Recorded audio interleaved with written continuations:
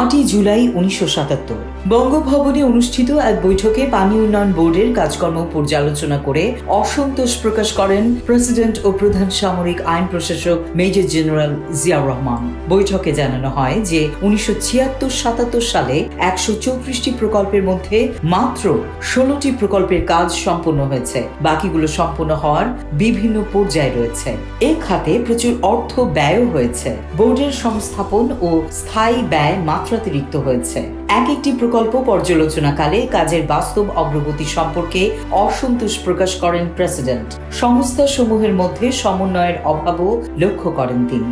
এই সময় পরিদর্শক দলকে সব প্রকল্প পরিদর্শনের নির্দেশ দেওয়ার পাশাপাশি 1977-78 সালের আর্থিক ও ভৌত কর্মসূচি মাসওয়ারি ভিত্তিতে প্রণয়ন এবং তা প্রতি মাসে পর্যালোচনার নির্দেশ দেন তিনি।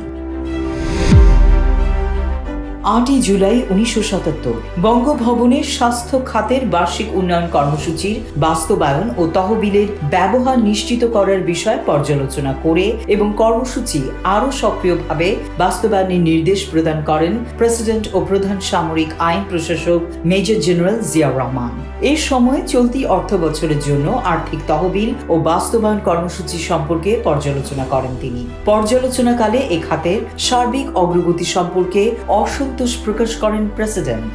এই সময় নির্দেশ প্রদান করে তিনি বলেন, প্রতিশ্রুত সুযোগ সুবিধা প্রকৃতপক্ষেই যাতে বাস্তব রূপ দেয়া যায় তার জন্য যে কোনোভাবেই হোক লক্ষ্য অর্জন করতে হবে এবং এক্ষেত্রে মন্ত্রণালয়ের পরিদর্শন পদ্ধতি জোরদার ও আরও সক্রিয় করতে হবে। 8 জুলাই 1978 প্রেসিডেন্ট জিয়াউর রহমানের উদার নীতির ফলে 22টি বিদেশি পত্রিকার আমদানি সুযোগ করে দেয় সরকার। সংবাদপত্র ও সাময়িকীগুলোর মধ্যে রয়েছে time, Newsweek, Washington post, new York Times, daily Telegraph, Anandabazar পত্রিকা, হিন্দুস্তান টাইমস, ডন, পাকিস্তান টাইমস ইত্যাদি।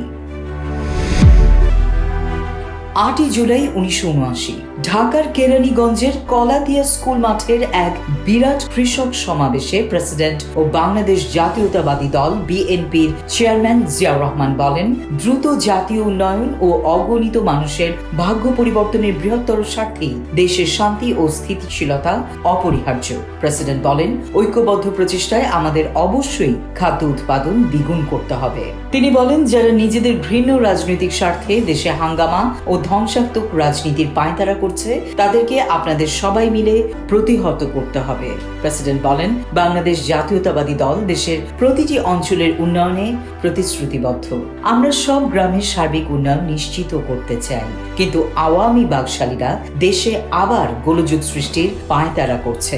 গত 21 জুন তারা বিপুল পরিমাণ জাতীয় সম্পদ ধ্বংস করেছে ও তাদের পুরনো রাজনীতি কায়েমের অপচেষ্টা চালিয়েছে।